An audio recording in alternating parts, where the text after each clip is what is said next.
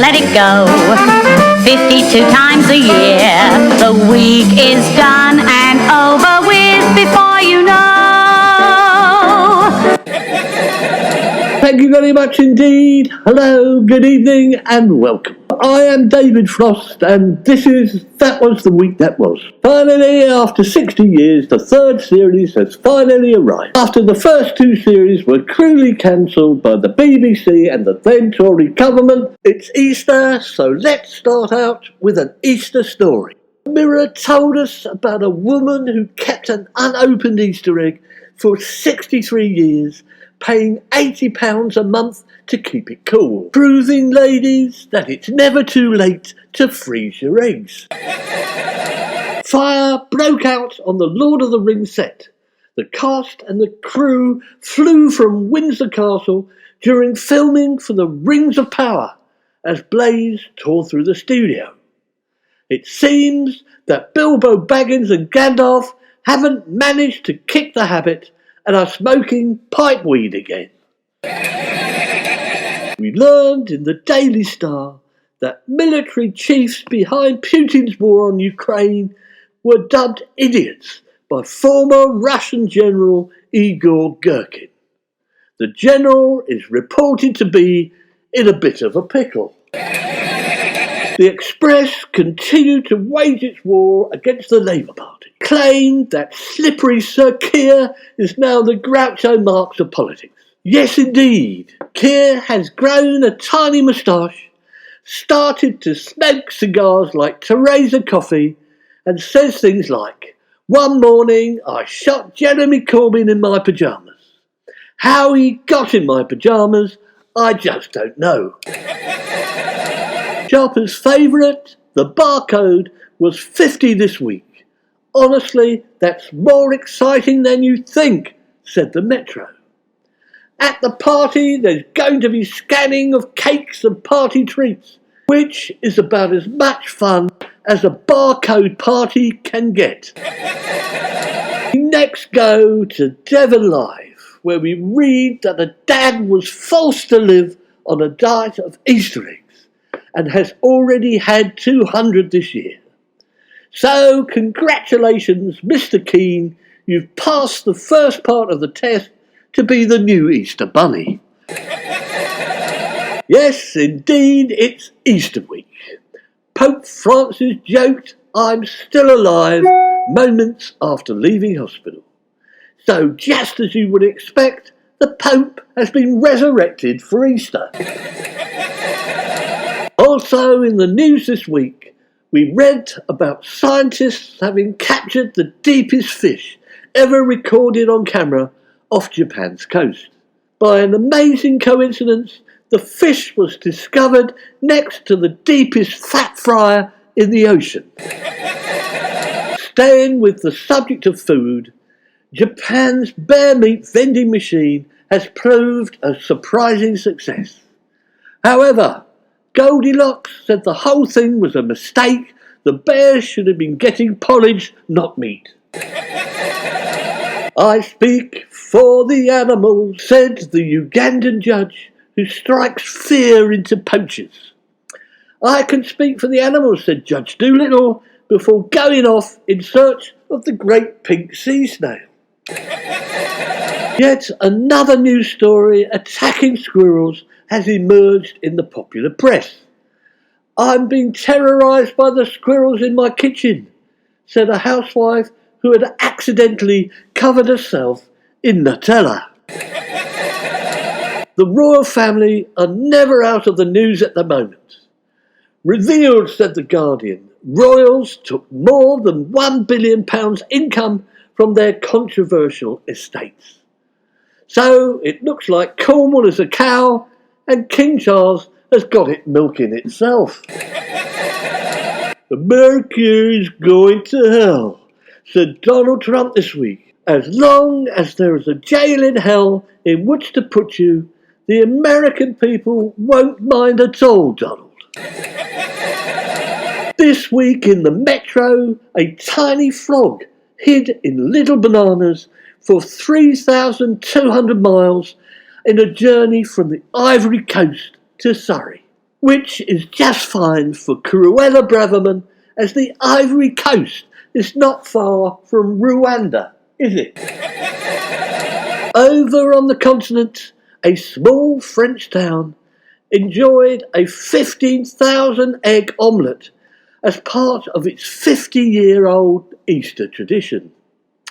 If you don't want such a large omelette, there is always croissant and marmalade. Or so we are told. Once again this week, Donald Trump has been charged. The swamp is finally being drained, said The Guardian. Yes, they drained the swamp and found Donald Trump sitting on the bottom, enjoying a golden shower.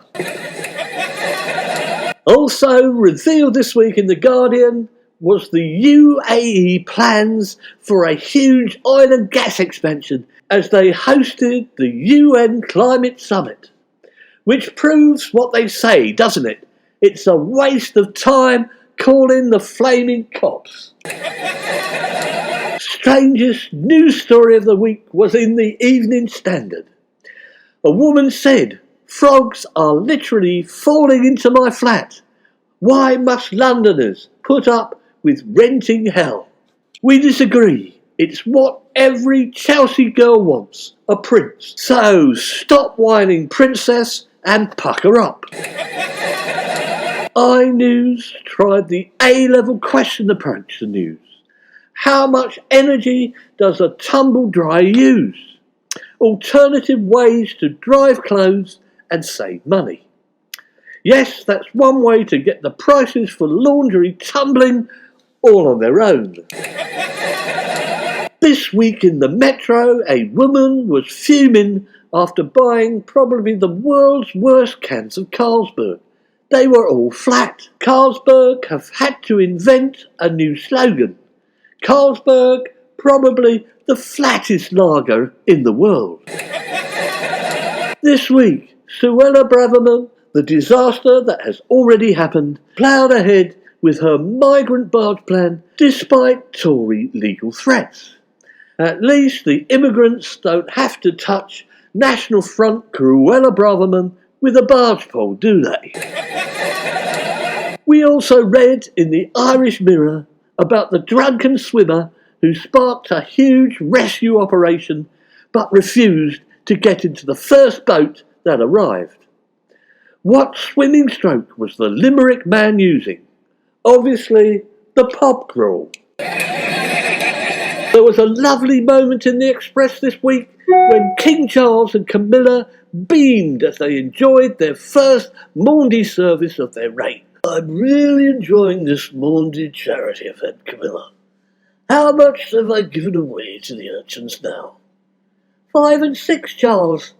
"Oh dear, I must make the pennies a bit hotter then." As we approach Easter, King Charles was rarely out of the news.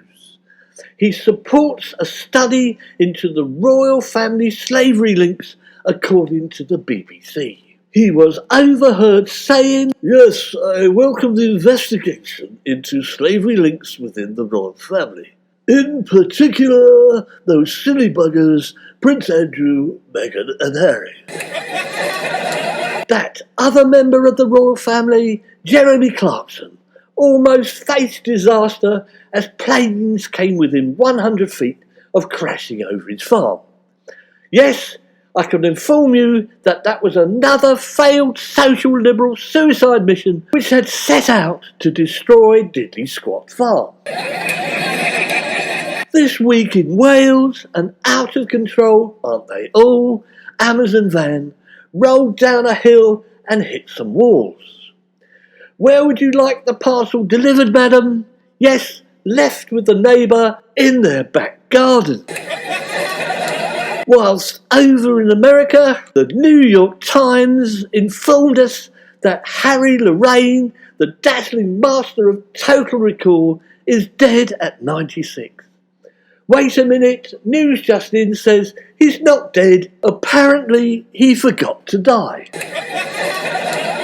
It's all happening in Wales. A dealer was found with £400 of crack cocaine stuffed up his bum.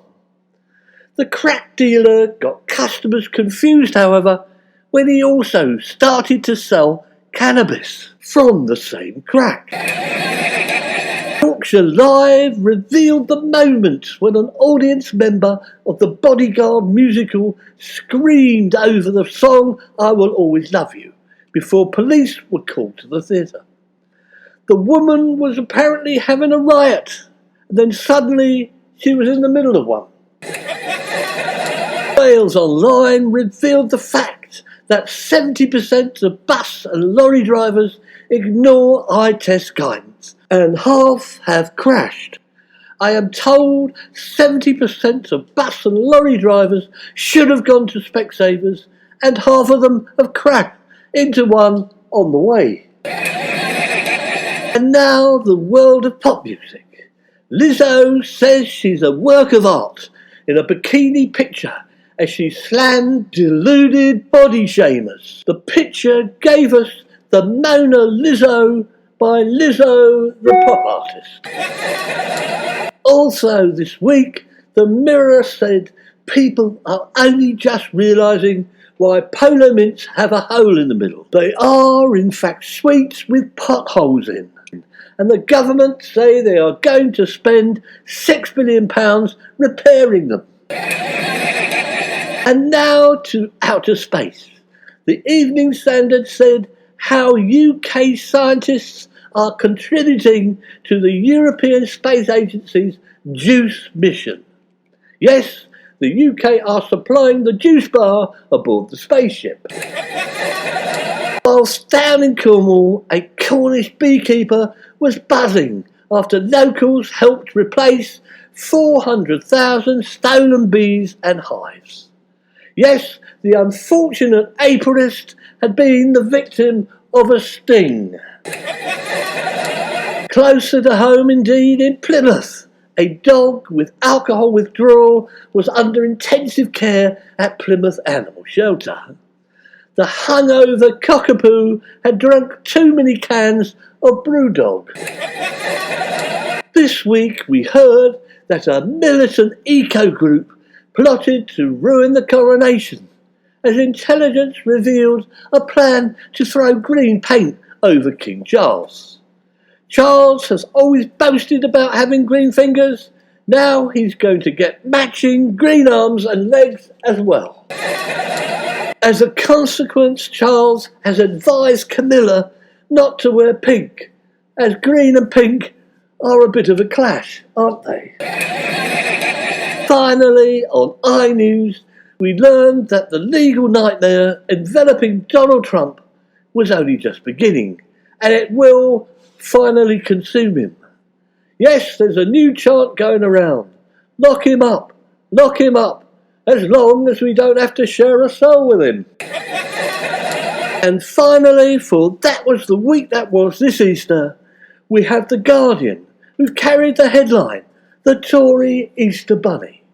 Is that the Easter Bunny that leaves massive chocolate eggs for all the rich children and gets all the poor children to clean up all the droppings? Well, this has been David Frost on That Was the Week That Was. So goodbye, good evening, and see you next week.